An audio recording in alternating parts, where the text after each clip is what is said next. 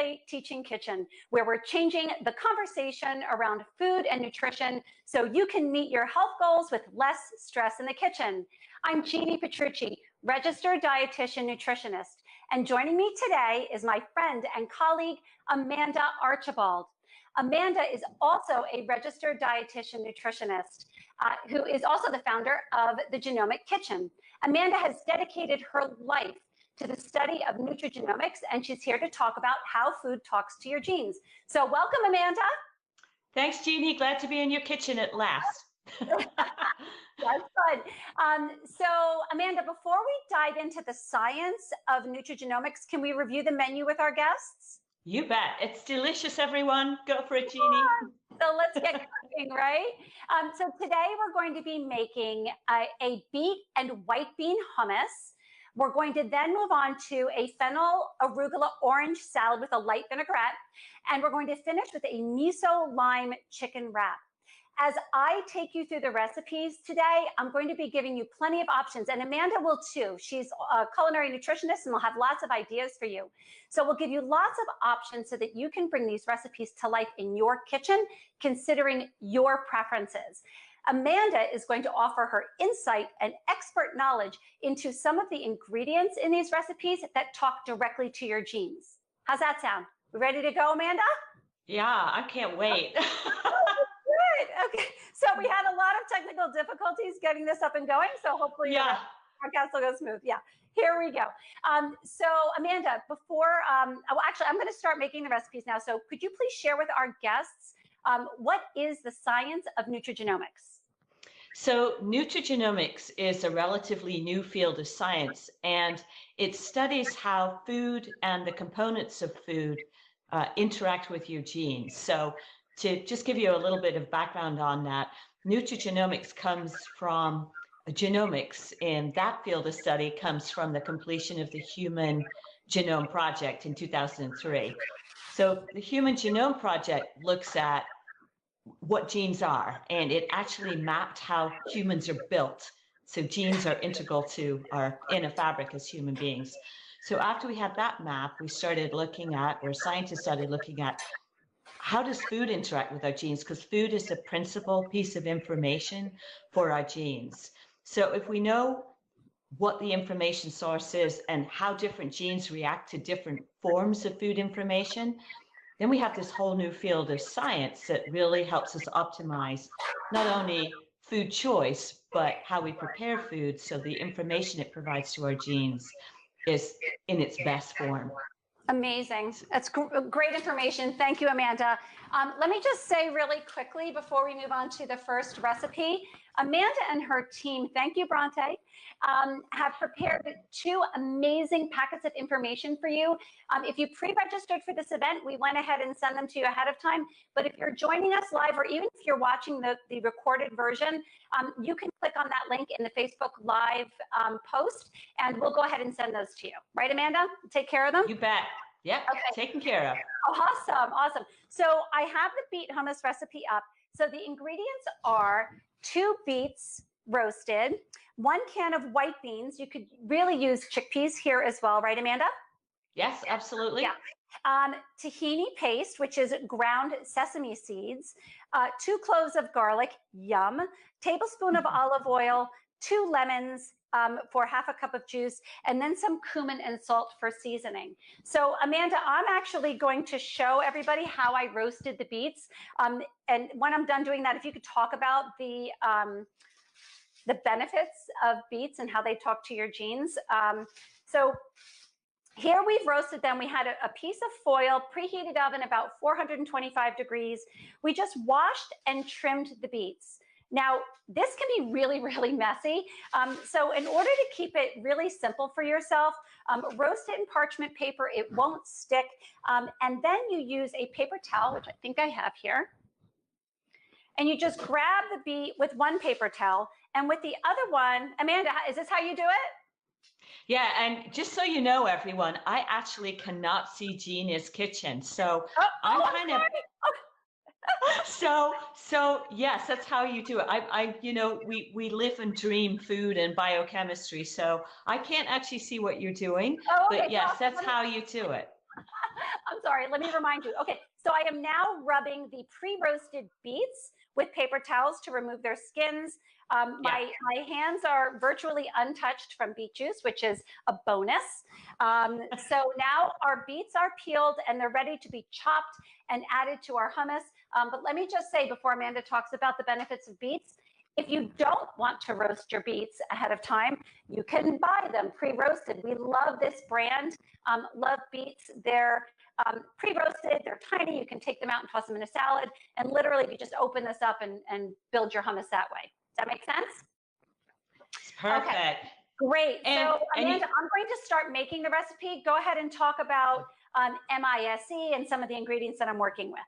And then I'm also going to talk about beets. So the other thing is, if you just like to get your hands dirty, you don't care about getting stain on your hands, you can even switch to the golden beets, so the orange colored beets.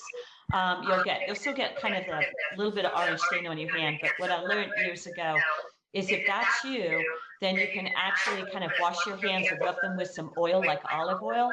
And that will kind of lift the stain from your hands. So a little tip there. Dick, if you got kids who want to get involved, with peeling the beets. The other thing I've done with roasting beets too is, if you have a creuset, or you may have, one of those oven-proof casseroles you put the lid on. If you put the beets in there with their skins on, and maybe about a ½ inch of water, not even that, put the lid on. That's another way you can roast them too. I also, Jeanne, probably like you, I also roast them in an open pan too. There's lots of ways to do it. So, but also if you can get them pre-done, like you showed, that's perfect and saves a lot of fuss and muss, right?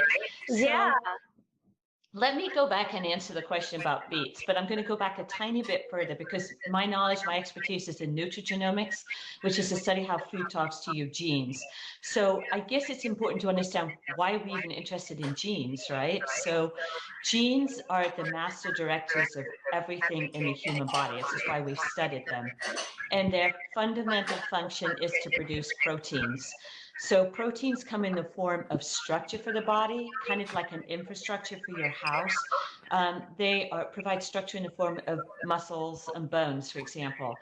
But their other important function is enzymes. So enzymes basically convert one form of a molecule into another. It's a simple way to look at it. And so you can imagine we need all kinds of different molecules or compounds in the body, and enzymes help them make that change. Another way I like to look at that is, if you're building a house and you put all the, building materials on the building site, the only way they get put together is if you bring experts onto the building site, like roofers and plumbers, cabinet makers, drywall people, masons. Oh, great analogy. Great analogy. So think of enzymes as being like construction workers, and they are proteins. So genes are integral to how we produce proteins. That's it in all. Kind of everything that you really need to know there. And for enzymes to do their work, they need vitamins and minerals, right? So that's when we're looking at the food conversation these days. We want to look at how genes are influencing the conversation, because they produce proteins, but we also want to make sure that we have enough vitamins and minerals in the conversation, because they support proteins. All right. So yeah, that makes a lot of sense. And let me just say, I know we're going to be giving you a lot of information in the next few minutes. So if you have any questions about the recipes, please drop a comment in the Facebook feed, and we'll do our best to answer them live. If we can't answer them all live, we'll come back and answer them after the broadcast. Okay. So Amanda, can I interrupt you for a second so that I can talk about one of your favorite kitchen tools?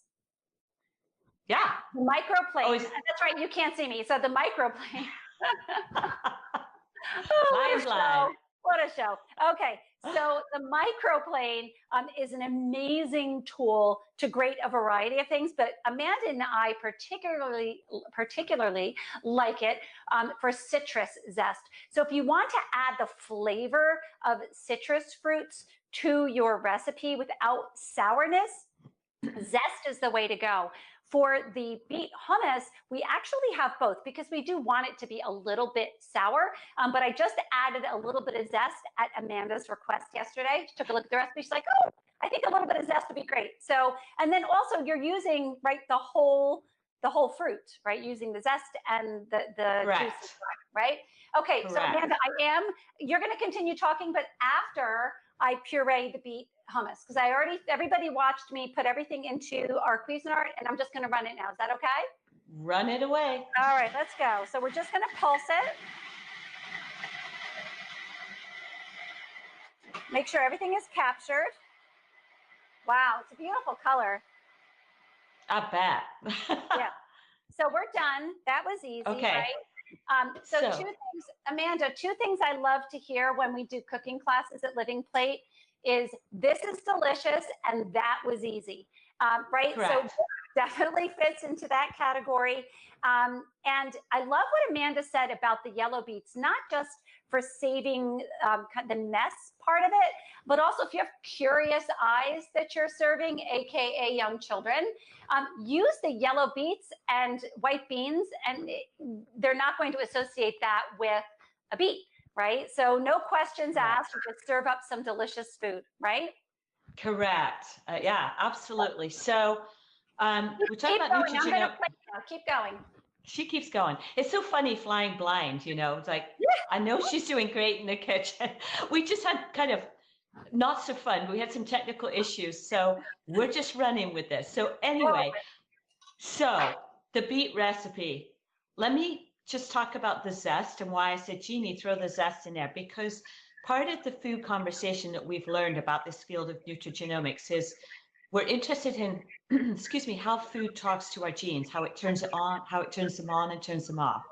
One of the principal ways we can turn genes on and sometimes off is through these compounds in food called bioactives. So you might know them as phytochemicals or phytonutrients. And what they are these we call them non-nutrient compounds. So they're not a vitamin, they're not a mineral, they don't have energy or any energy or caloric value.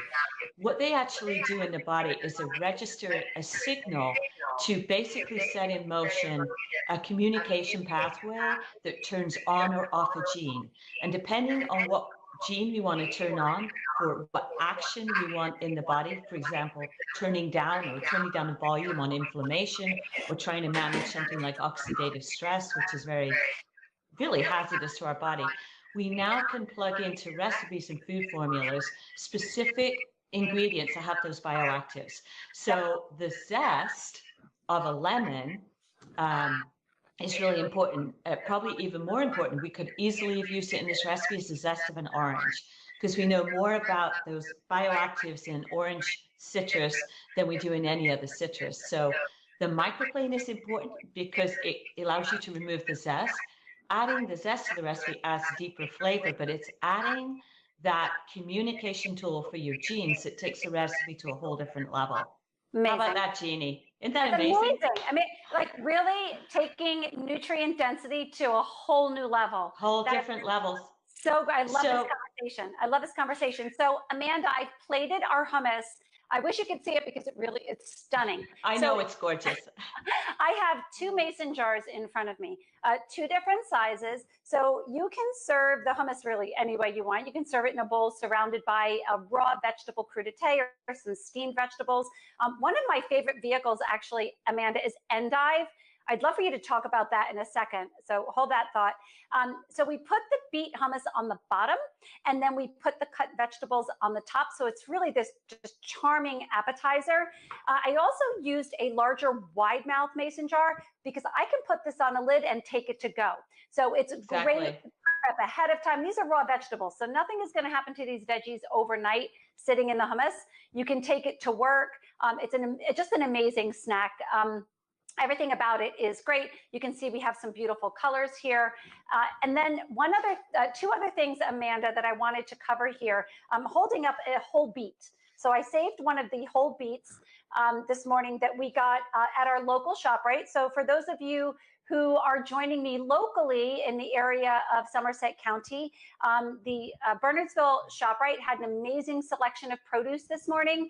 I'd love for you to go and visit our registered dietitian, Ali Napolitano, I think is her last name. So she is at ShopRite regularly, so you can check in with her and have her show you around. But anyhow, we had this really nice selection of beets. Should I throw the greens away, Amanda? No, you need to keep the beans. So a couple of things, because everything we're looking at in nutrigenomics is how do we amp up the value of what we're eating. So a lot of times it depends on the food. The greens can actually have more nutritional value and more nutrigenomic potential than the root itself. So when you're buying vegetables that are roots like radishes or beets, look for the ones that have the greens, because what you're doing is you're doubling up the nutritional value. So two things with that recipe, you could literally just throw a handful of those greens right into the hummus, right into the Cuisinart or your food processor. Not only have you added fiber, but you've added something that's very powerful in beets, okay? Which is why I want to talk about beets, and it's called betaine. So literally like beets, but B-E-T-A-I-N-E. Okay. So beets are in another family. They're part of a family called the Chepidinoceae. No, I've said that wrong. Anyway, it's a botanical family.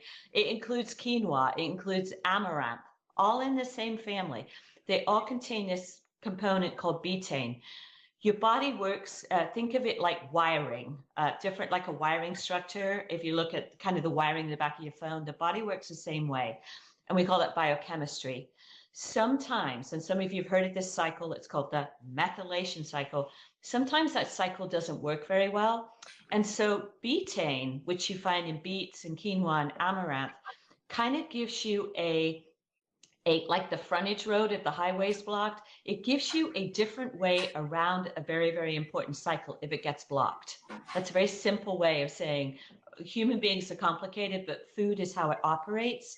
Yeah. So betaine is this power molecule in beets. So you can see if you add the leaves or you cook them, you add them to a stir fry, you're giving your body even more food ammunition to work from. Perfect. I love that phrase, food ammunition. It's amazing. So we have a question. So by the way, we have our producer and director is Anna, who is our stellar intern. So Anna says we have a question. She's going to post it up. Anna, what's the question? Does beet, kvass, fermented beet juice contain betaine? Oh, does beet, kvass, the fermented beet juice, contain betaine?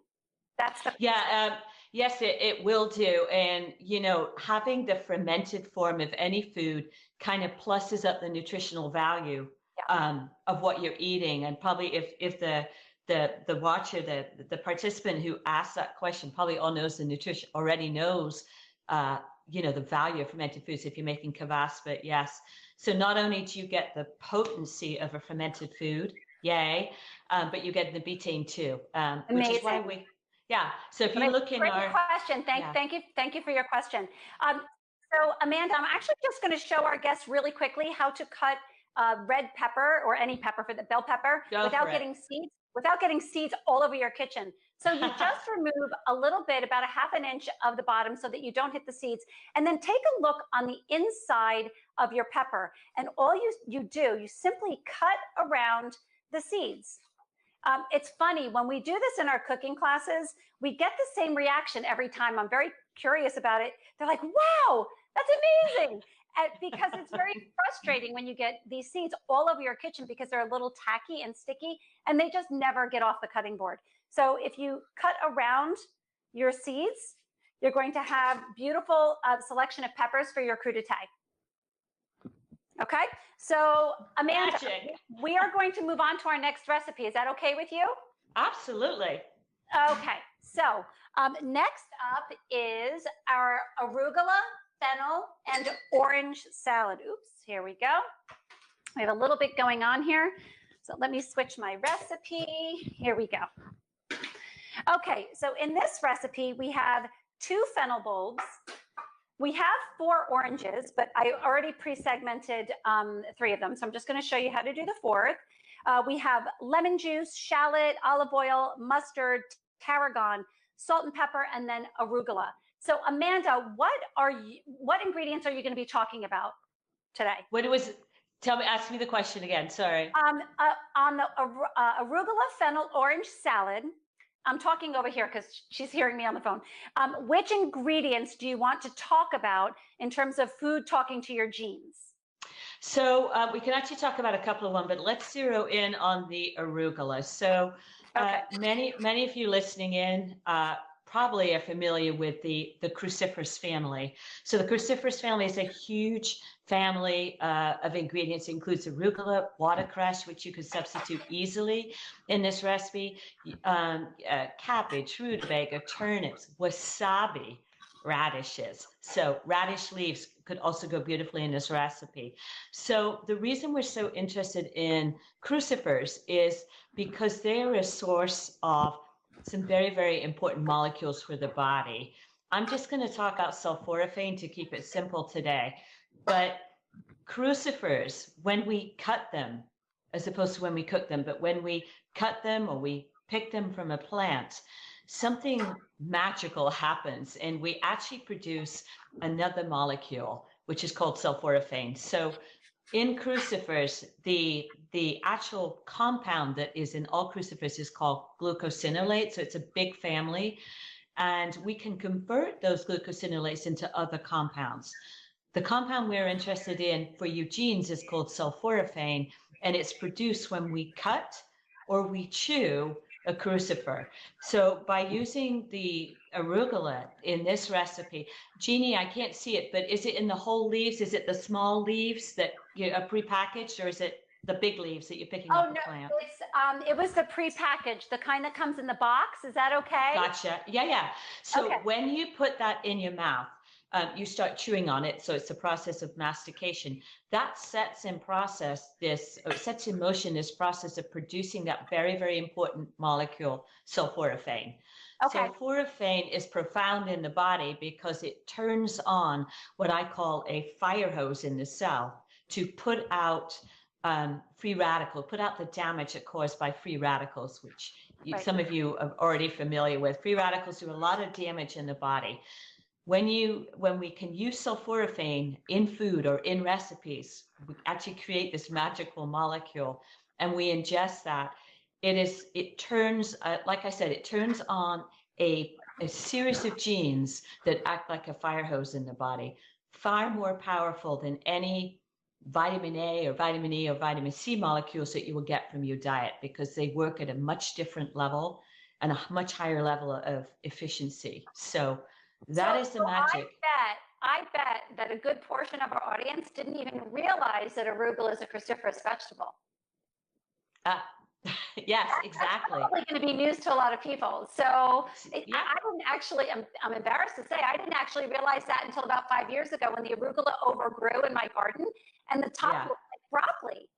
Yeah, it does. Or it's part of the or a mustard family, right? Yeah, exactly.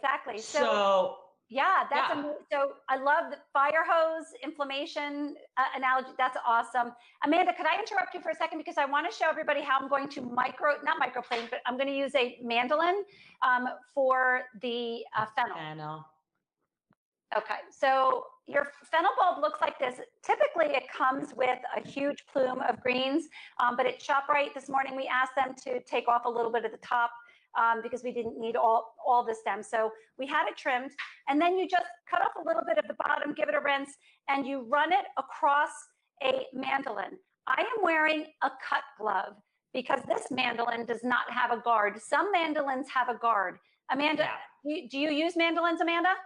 Oh, yeah. That rhymes, Amanda. Do you use mandolins, Amanda? Okay. Absolutely. My husband uses the mandolin. Oh, God bless. Hey, do something. Oh, I do. Okay, so I am going through. Now, as I get closer to the end, I am going to stop. I have the cut glove, but I still don't want to take a chance. This is really sharp. So again, you just take the whole vegetable across this very sharp blade, and you get a really lovely slice of fennel. I'm holding it up for everybody to see. So delicious. Delicious. Yeah, and now my favorite. I'm just going to chop it a little bit. So here's the thing about fennel. My family has a love-hate relationship with fennel because it does have a strong licorice flavor, right? It's anise. It does. So it does have that strong licorice flavor. You could quickly blanch this. When I say quickly, you just run it in some, plop it into some boiling water for maybe 2-3 minutes, and it mellows that licoricey flavor. So if you have some people who might be averse to eating raw fennel, no problem. You can either blanch it or even roast it, right, Amanda? That's my favorite way well, I use it raw a lot, but roasting, particularly with tomatoes, it pairs beautifully with tomatoes and fennel seed. It's amazing. Yes. Great. So I'm actually chopping the fennel just a little bit. This is a salad that I probably would serve with a fork and knife. If you wanted to just serve it with a fork, just chop your fennel a little bit more. Okay. So Amanda, I'm now going to move on to the orange. And I'm going to show everybody how to supreme an orange. So this is a really good lesson, and I'll tell you why. Because how many of us have had a bowl of fruit in the middle of our kitchen, and we walk by the bowl of oranges and the grapefruits every day, and they just don't get eaten because it's a little bit of work, right? If you supreme your citrus, I promise you, your citrus is going to be eaten so much quicker in your home, especially with children, because when you supreme citrus, you're removing that bitter pith. Correct, Amanda? Yeah, but that's the part we want. So we'll come back to that. Okay, all right. Okay, so adults. But it's true. There you go. So I'm just going to, do you want to talk a little bit about the orange, Amanda? So I'm actually going to talk about the fennel and the orange, and just stop me if you want to jump in, Jeannie, because I'm flying blind here. It's amazing, right? We can do anything. No worries. We can do anything. So the fennel, one of the reasons I picked this recipe is the fennel is also, it's in our ingredient toolbox. And it's an important ingredient because it contains another bioactive. Remember, those bioactives are molecules that can turn on and off genes. And depending what we're trying to target in the body, we can use specific bioactives, preferably in whole food, sometimes in supplements if people need additional support. Fennel contains the bioactive quercetin. Quercetin is extremely powerful in the body, and we find it in the allium family as well. So in your onions, chives, garlic. Hello, we used garlic earlier. And quercetin is very powerful because it can turn off inflammatory processes in the body. So we consider inflammation as one of the root causes of disease. It's a sign of imbalance in the body.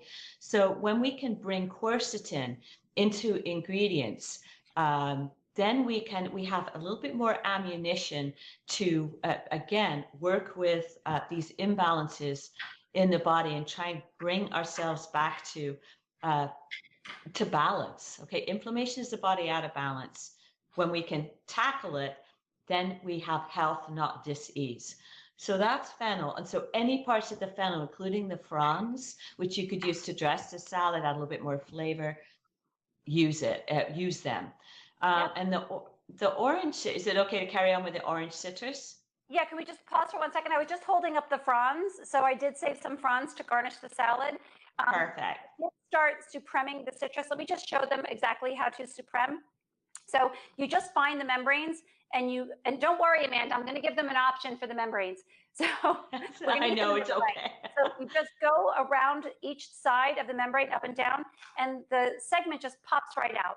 And so it's just really, it's almost like a delicacy. It's just wonderful. And then what's left, just throw in your smoothie, right? You put this in a Vitamix with some other ingredients for a smoothie. Exactly. And they're great. So there are other ways to use parts of the food in different Exactly.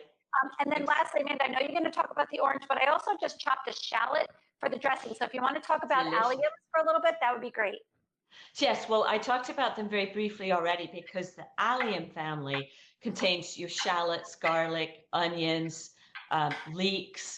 So the French are brilliant because, one of their basis of cuisine is the mirepoix. So it's slowly heating like leeks or onion, carrots, right? Celery, I think, Jeannie.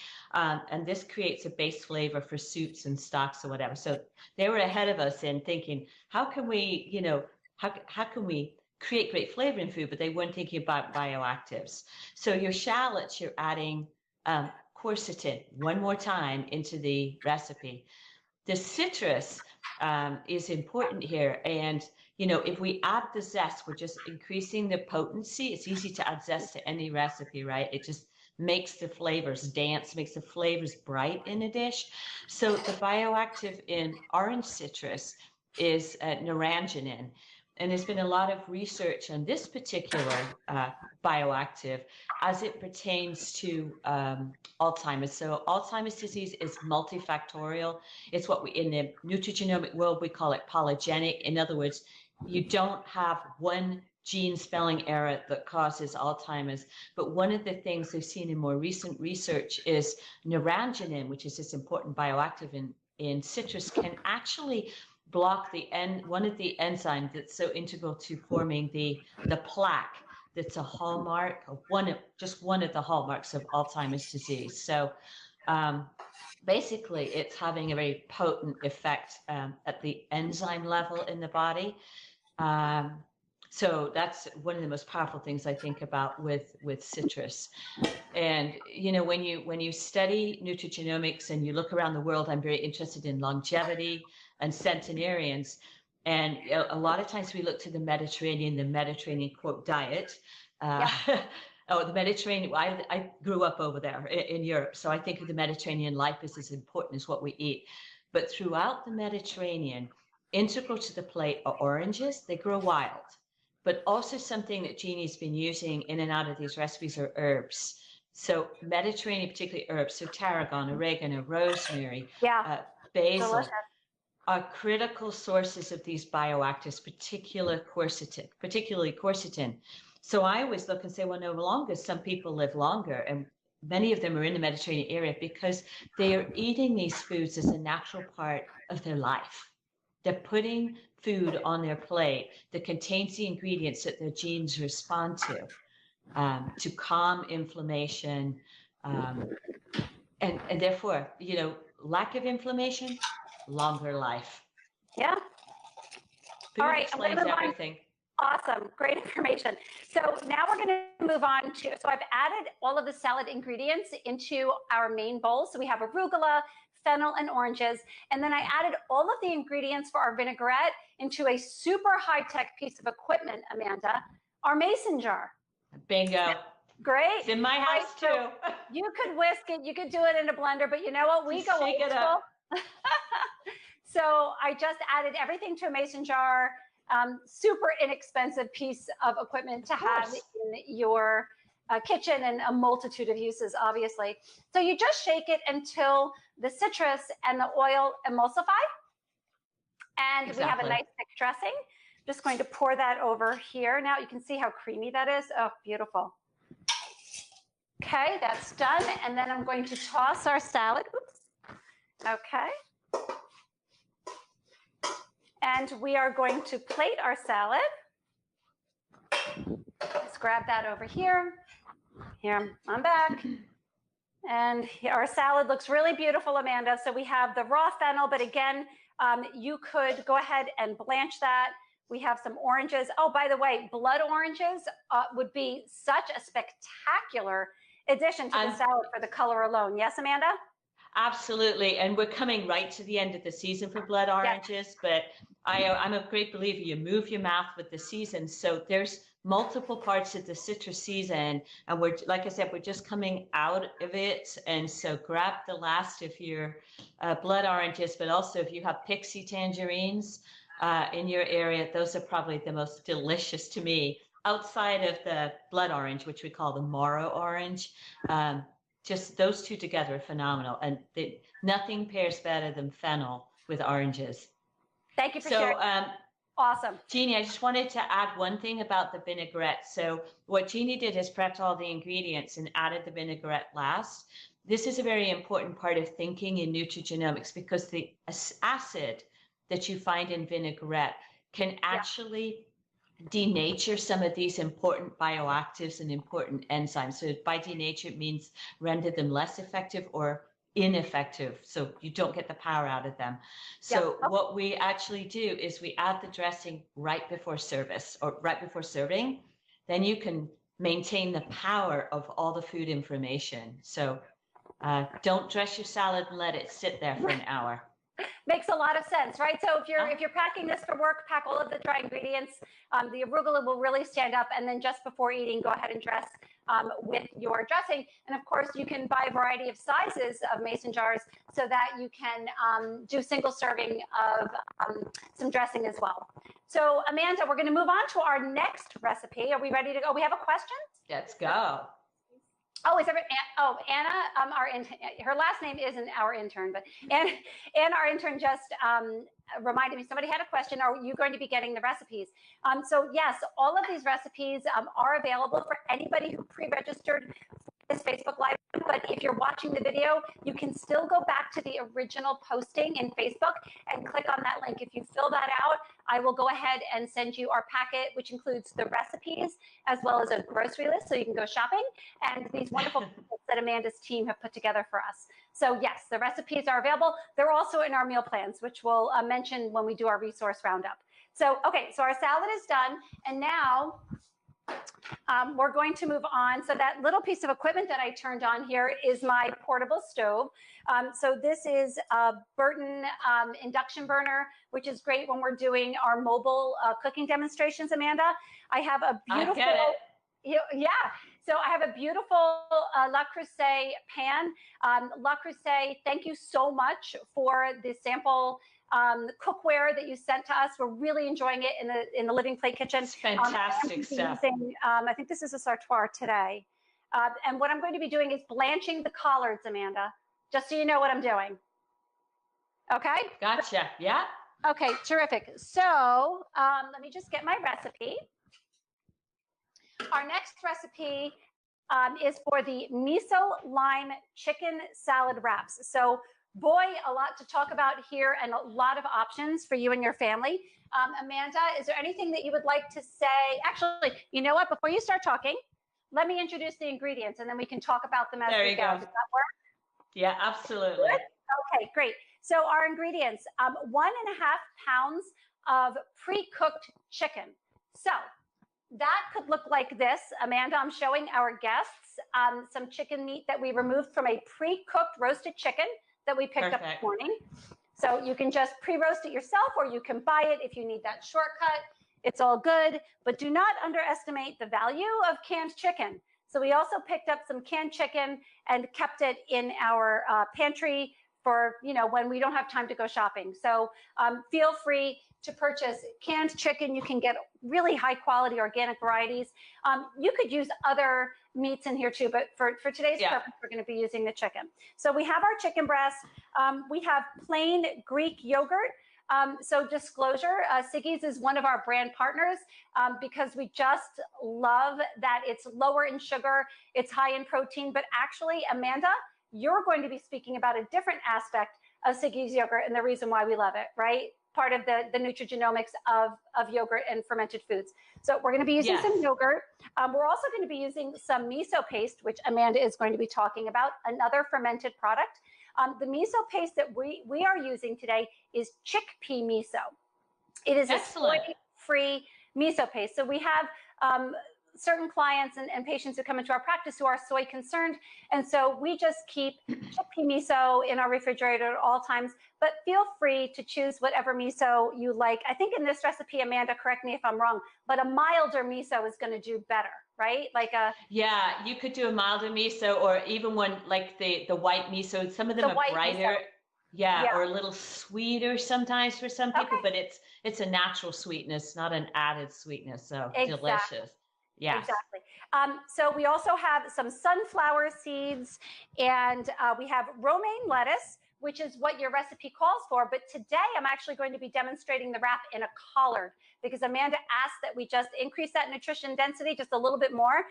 So we're just going to give you those two options. And then we have some lime juice to just give it extra zest and sourness. And then here's a great option I thought about last night.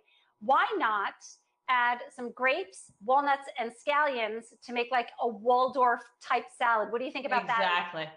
Good? Fantastic, because you're just punching in nutrition. You know, you're taking a classic recipe, but taking it up a notch. And with Nutrigenomics, it adds the icing on the cake. So if you will, I know there are no cakes today, so adds the collar to the wrap. So. Okay, ingredients out here. And you can go ahead and start talking about the Nutrigenomics of the recipe ingredients here. And I'm going to just start blanching the collard leaves, okay? Yeah, so let me talk about, those of you who are on the broadcast or even afterwards, you'll get from the Genomic Kitchen a quick starter guide. And if you look at it, we talk about MISE. So when I was talking about the bioactive sulforaphane and quercetin, they fit into the M, which stands for master ingredients in our ingredient pack. The I stands for influencer, and the beets that I talked about and the chicken that you're seeing here fit into that particular category. And I won't get off track with talking about why we have influencer ingredients. If you read the quick start guide, you'll learn all about why we have those ingredients. S is interesting, and in this recipe we have sunflower seeds, right, Jeannie? So you included sunflower seeds, and sunflower seeds, the S stands for superfoods. And what we mean by superfoods is per bite, they have the most amount of vitamins and minerals that we could find in our research. So the fact that we use sesame seeds earlier, and we have a chickpea miso, those are two of our superfoods. So you can see when you start to understand how foods work in the body, you can fine tune your grocery list, which is important. So the E in our quick start guide stands for enablers. Enablers are the reason we labeled these ingredients enablers is because they play a critical role in the body, not specifically about a food gene conversation, but about making food available for that conversation. You are what you absorb. You can't absorb well if your gut is in disarray. So one of the ways we ensure that your gut is in full working order is we seed it with the right bacteria, and then we feed those bacteria. So the way we seed the bacteria is we use fermented foods, or sometimes we use the words fermented and cultured interchangeably. So in this recipe, we're literally seeding the gut by using a yogurt. And Siggy's, you're using Siggy's, right? I am. Jeannie? It's one of my favorite brands because it's an Icelandic strain. It's a beautiful strained yogurt of Icelandic origin, so it's beautiful. We've been eating it for years. And there's many different types of yogurt, by the way. A traditional Greek yogurt is not cow's milk based. It's actually thick, fluid product, and it's made traditionally from goat milk and even sheep, but not cow. So it's a big distinction. So the other fermented product in this recipe is miso. So when we use miso, we're literally helping seed the gut with those beneficial bacteria. What those bacteria do is probably another whole broadcast in and of itself, but essentially they basically shore up the integrity or the defense of the gut, but they also produce something called short chain fatty acids, SCFA. Those have a fantastic, what we call modulating effect on the immune system. They can literally communicate from the interior of your gut through the cell wall or through the wall of the digestive tract to molecules on the other side of your digestive tract, so in your body, that basically can fire up or stand down the immune system. So we really want those short chain fatty acids because they're important communication molecules for the integrity of your immune defense. So there's a lot going on in that recipe. Yeah. All right. You gave me you a never lot knew. I had all the collards blanched by your second sentence, so there we go. Sorry. Amanda, I'm just chopping the chicken now. I'm just going to move this mound of chicken to the side. I do want to show our guests what happened to the collards when I blanched them. So this is your new sandwich wrap, right? So all the health benefits and the sturdiness that is required to kind of hold ingredients on the inside. If you were watching me while Amanda was talking, you would have noted that I used the flat part of my knife and very carefully just broke the spine of the collard so that I can wrap it. So if it's still a little stiff, even after you blanch it, you really want it very flexible. Amanda, I'm showing them how flexible the collard is. And so this is what we're going to be stuffing with the chicken salad. Perfect. Shall I jump back in? Go ahead. So there's an interesting twist with what Jeannie's doing here, because the collard is a fantastic, robust leaf. It was one of the first things I was looking for when I relocated to the upper Midwest for a couple of years. I'm like, where are the collards? Where are the collards? Because I use them as a wrap. So yeah, we don't have enough time on this broadcast to really get into all the culinary secrets of nutrigenomics.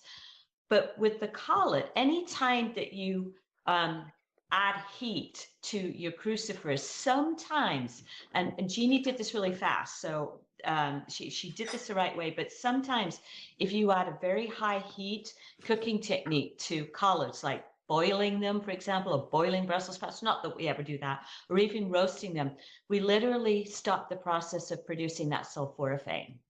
So a quick blanch with a rapid cooling of the collard leaf may preserve that sulforaphane. So then you say, oh my gosh, well, what happens if I lost it all?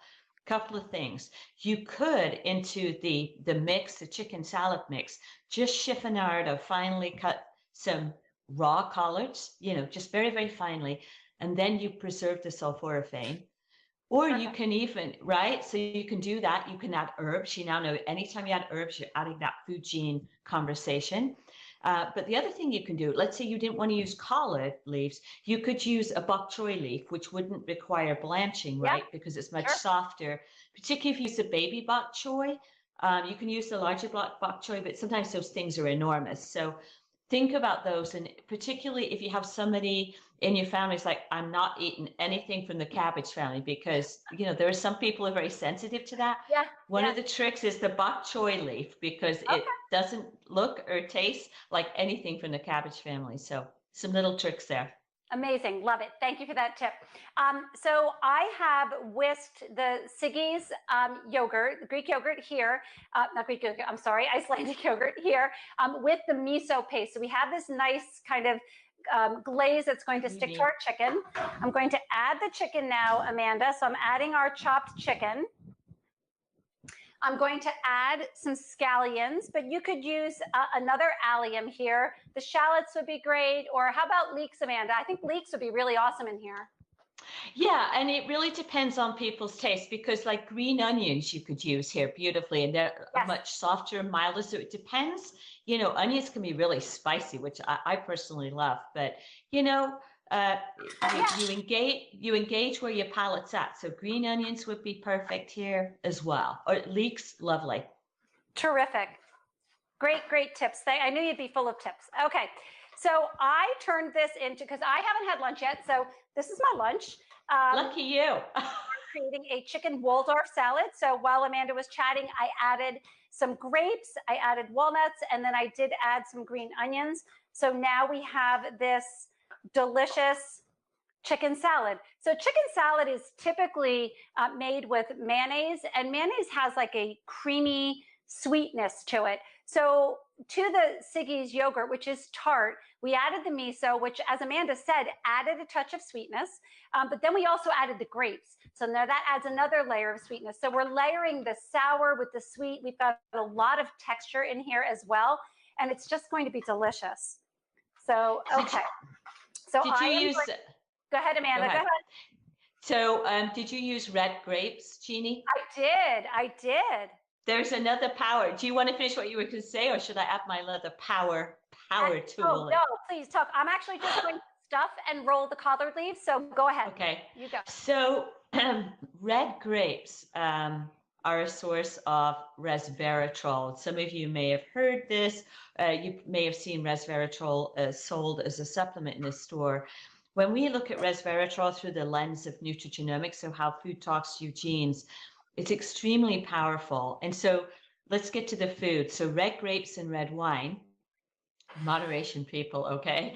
And also boiled peanuts. So not roasted and not salted, but boiled peanuts, Virginia style, contain resveratrol in the form that can interact with your genes. And what resveratrol does is extremely powerful. It can turn on what I call a master gene called SIRT1, so SIRT-1. If you were to Google for that, you'll see it. You'll see a lot of research. You'll see a lot of researchers talking about it as it relates to longevity, particularly on the intermittent fasting. So any of these very kind of vogue areas of science right now, of which there's a lot of validity, by the way, it's phenomenal science. You're going to see SIRT1, SIRT1. Why is this so important? Because when we activate SIRT1, and resveratrol can do it, it preferentially turns on a fat burning mechanism. Preferentially, right? So we call this beta oxidation.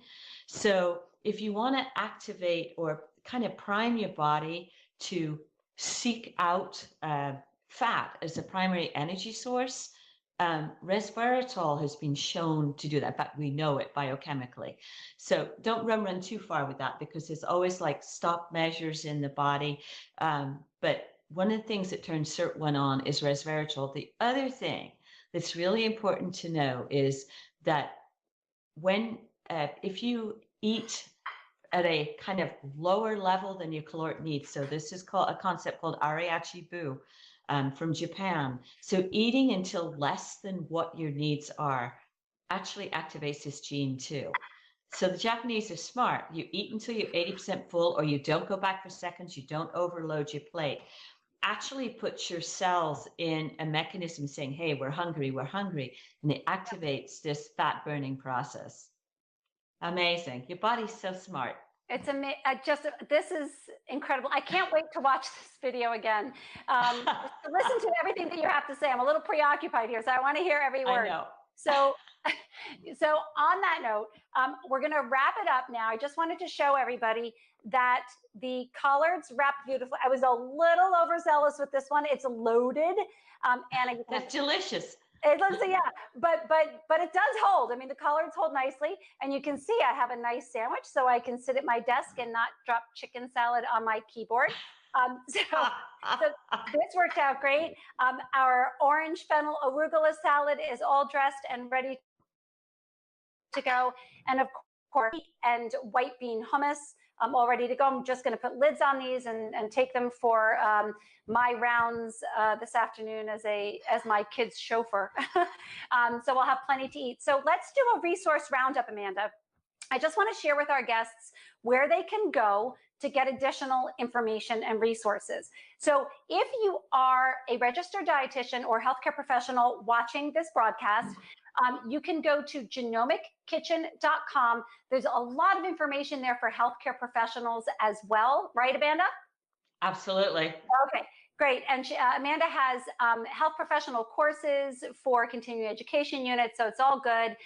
If you are a consumer and watching Amanda, you can go to Genomic Kitchen, and Amanda also has some consumer-facing education if you wanted to take a deeper dive into the science of nutrigenomics. So Amanda, thank you so much for your patience. You're so welcome. With getting this first digital dinner party off the ground. And thank you everybody for joining us. We'll see you in the kitchen next time.